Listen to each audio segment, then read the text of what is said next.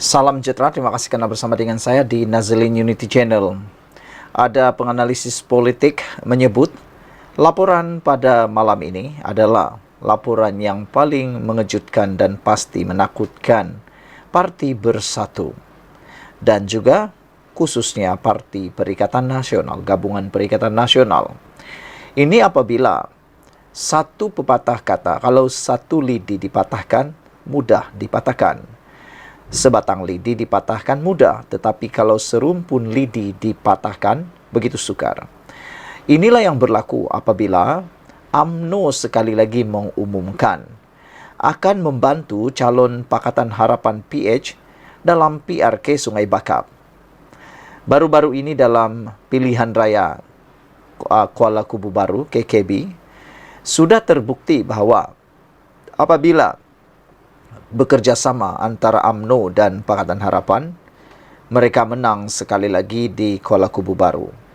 Walaupun ada yang tidak membuatkan andaian, tidak dapat mengandaikan kemenangan yang besar, namun itu telah pun dibuktikan salah. Terbukti pakatan ataupun kerjasama antara UMNO dan Pakatan Harapan boleh diterima oleh rakyat.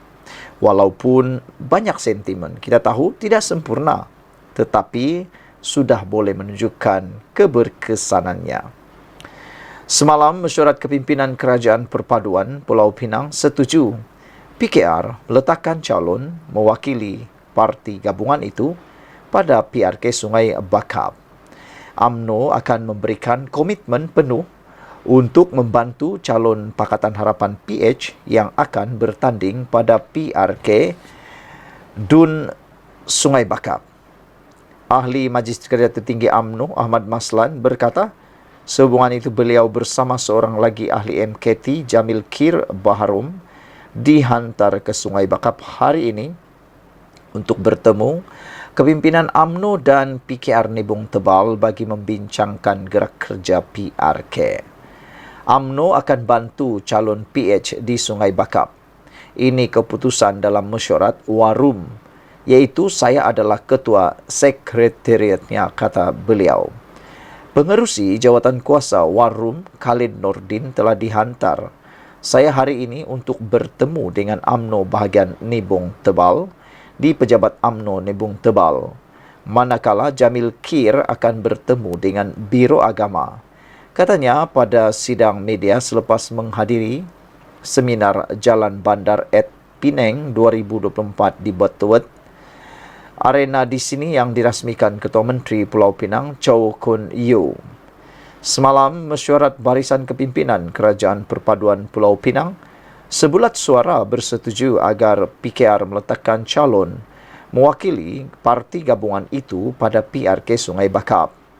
Kerusi Dewan Undangan Negeri Sungai Bakap kosong susulan kematian Nur Zamri Latif pada 24 Mei lalu akibat keradangan dalam perut, dan Suruhanjaya Pilihan Raya dijangka mengadakan mesyuarat khas Khamis ini bagi membincangkan tarik penting pelaksanaan pilihan raya kecil di kawasan itu. Pada PRN Pulau Pinang Ogos tahun lalu, Nur Zamri yang merupakan yang dipertua PAS Nibung Tebal menewaskan calon Pakatan Harapan Nur Hidayah Ceh Ros dengan majoriti 1,563 undi. Majoriti ini sebenarnya majoriti yang sangat kecil dan boleh ditewaskan dengan mudah. Sekian dulu untuk kali ini. Jangan lupa tinggalkan komen anda, tekan butang subscribe. Kita jumpa lagi. Bye-bye. Salam sejahtera. Pemecatan 6 ahli parlimen dan ADUN hanya lemahkan Bersatu. Itu pendapat para pemerhati politik berkait dengan tindakan Parti Bersatu menggugurkan 6 ahli parlimennya dan seorang ADUN yang telah menyokong kerajaan dan telah menyokong pimpinan Anwar Ibrahim dan juga Menteri Besar Selangor. Hari ini kita mendapat maklumat paling baik untuk dibincangkan, diutarakan bersama. Sejauh mana pemecatan ahli parlimen dan ADUN itu dapat membantu menguatkan semula Bersatu. Nampaknya pemerhati politik menyatakan bahwa tindakan pemecatan ahli parlimen dan adun itu tidak membuatkan Bersatu kuat, tetapi hanya membuatkan ia semakin lemah. Langkah Bersatu memecat wakil rakyatnya yang berpaling tadah tidak akan mencetuskan pilihan raya kecil. Sebaliknya hanya akan melemahkan kuasa tawar-menawar mereka dengan parti lain dalam Perikatan Nasional. Inilah yang betul-betul dikatakan, yang digendong tak dapat, yang dikejar berciciran. Disangkakan boleh membuat pilihan raya selepas menggugurkan ahli parlimen ini. Namun pemerhati kata, ianya tidak akan berjaya mencetuskan pilihan raya kecil PRK. Sebaliknya, ianya hanya akan melemahkan kuasa tawar-menawar parti Bersatu dalam parti-parti lain di Perikatan Nasional. Pakar berpendangan, 6 ahli parlimen dan seorang adun itu akan kekal sebagai wakil rakyat bebas, walaupun dilucutkan keahlian oleh Bersatu.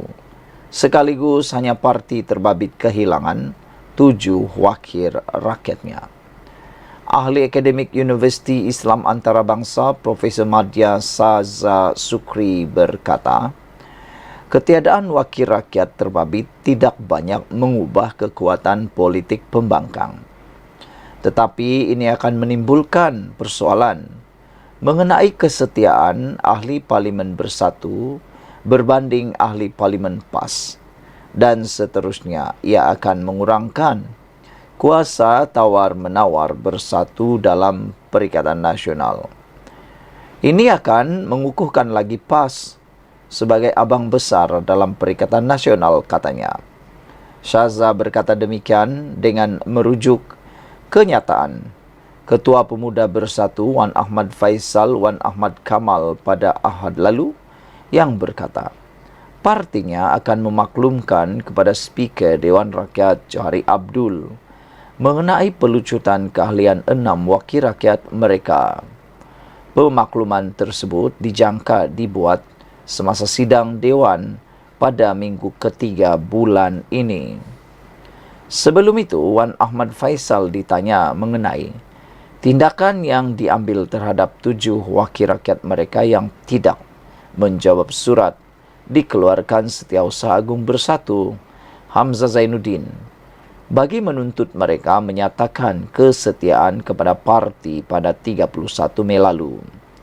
Pada 17 Mei lalu, Timbalan Presiden Bersatu Ahmad Faizal Azumu berkata, parti itu sedang berusaha mengosongkan kerusi 6 ahli parlimennya yang berpaling tadah dengan memfailkan notis kepada Dewan Rakyat.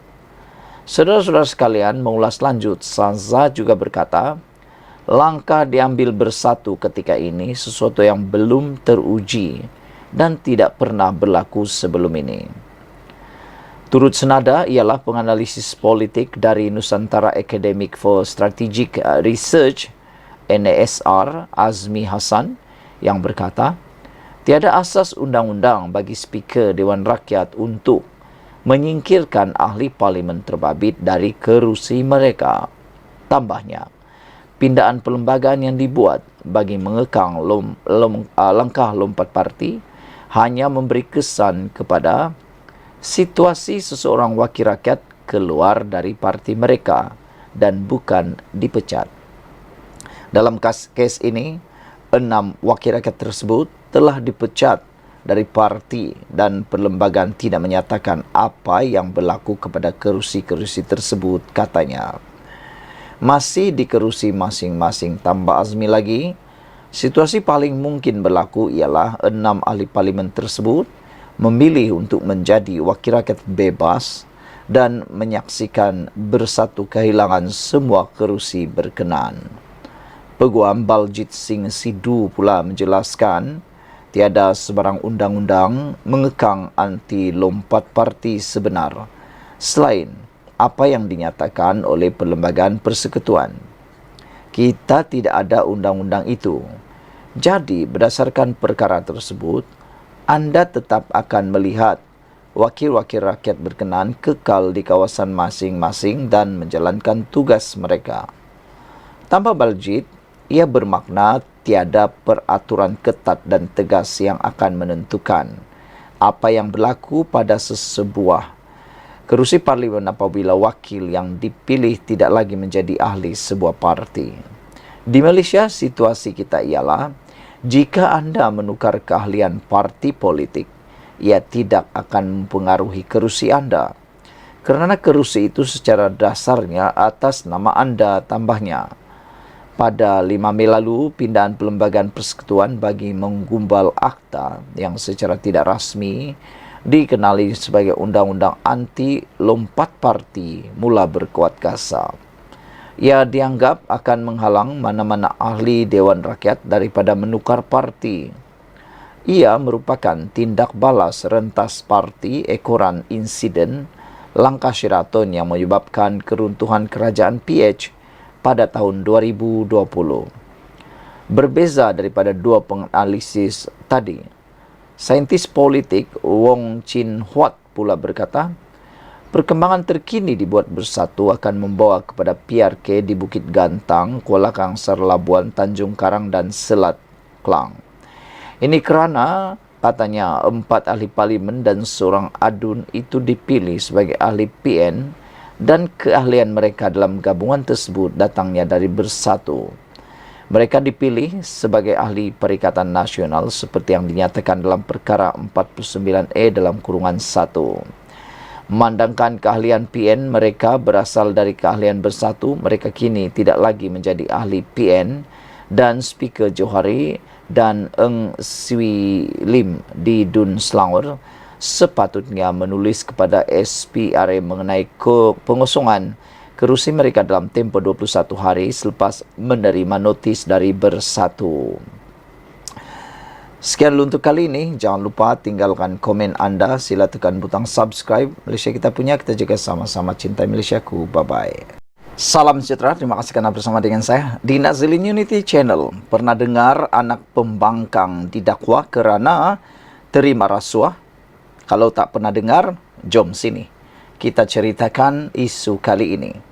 Isu kali ini paling menarik apabila ia melibatkan anak ketua pembangkang, iaitu Datuk Seri Hamzah Zainuddin. Hari ini, anak beliau telah pun didakwa menerima rasuah sebanyak RM100,000. Saudara-saudara sekalian, wang RM1, RM2, RM10, RM100, RM1,000, RM10,000, RM100,000 kalau sudah rasuah, itu tetap namanya haram. Rasuah ni satu penyakit yang parah, yang boleh menghancurkan masyarakat, yang boleh menghancurkan negara. Rasuah ini patutnya tidak ada. Bayangkan, kena rasuah, sekolah tak siap. Kena rasuah, rumah tak siap. Kerana rasuah, negara diceroboh oleh pendatang asing. Kerana rasuah, negara boleh dijajah oleh orang lain. Namun demikian, itu semua hanya kata-kata biasa. Hari ini kita digemparkan apabila anak ketua pembangkang didakwa terima rasuah RM100,000. Apa cerita? Kenapa didakwa? Anak kepada ketua pembangkang merangkap Setiausaha Agung Bersatu, Datuk Seri Hamzah Zainuddin, mengaku tidak bersalah atas pertuduhan menerima rasuah bernilai RM100,000. Tertuduh Muhammad Faisal Hamzah mengaku tidak bersalah sejurus mendengar pertuduhan dikemukakan terhadapnya di hadapan Hakim Rozina Ayub. Ahli perniagaan itu mengaku tidak bersalah ketika dihadapkan di Mahkamah Seksyen Kuala Lumpur hari ini atas pertuduhan menerima rasuah bernilai RM100,000. Faisal berumur 40 tahun didakwa menerima wang itu daripada Izmir Abdul Hamid sebagai bayaran untuk Hi-Tech Padu Berhad, Hi-Tech Padu, melantik syarikat Rimba Merpati Sendirian Berhad dan syarikat Permai Solution sebagai perunding pemasaran. Kesalahan itu dikaitkan dengan high-tech padu yang dikatakan diberi tender 33 juta oleh Suruhanjaya Syarikat Malaysia SSM untuk pembekalan, penyewaan, pelaksanaan, latihan, sokongan dan penyelenggaraan infrastruktur keselamatan. Dia didakwa melakukan kesalahan itu di sebuah pejabat dekat Publica Shopping Gallery Jalan Duta Mas 1 Kuala Lumpur pada Mac 2018. Sekiranya disabitkan kesalahan mengikut Seksyen 16 dalam kurungan E Akta SPRM 2009. Dia boleh dipenjara sehingga 20 tahun, denda 5 kali ganda nilai rasuah atau 10,000 yang mana lebih tinggi. Susulan pengakuan tidak bersalah oleh tertuduh, mahkamah kemudian membenarkan Faisal dibebaskan dengan jaminan RM25,000 dengan seorang penjamin. Hakim turut memerintahkan tertuduh menyerahkan pasport kepada mahkamah sehingga kes selesai, selain menetapkan 5 Julai depan untuk sebutan semula kes tersebut. Pendakwaan dijalankan oleh Timbalan Pendakwa Raya Mahadi Abdul Jumaat, manakala tertuduh diwakili Peguam Bela Rambinder Singh Dalula. Pada April tahun lalu, Faisal mengaku tidak bersalah terhadap 9 pertuduhan berhubung penyelewengan minyak masak bersubsidi di Mahkamah Session Seremban. Sekian dulu untuk kali ini. Jangan lupa tinggalkan komen anda, tekan butang subscribe. Kita jumpa lagi. Bye-bye.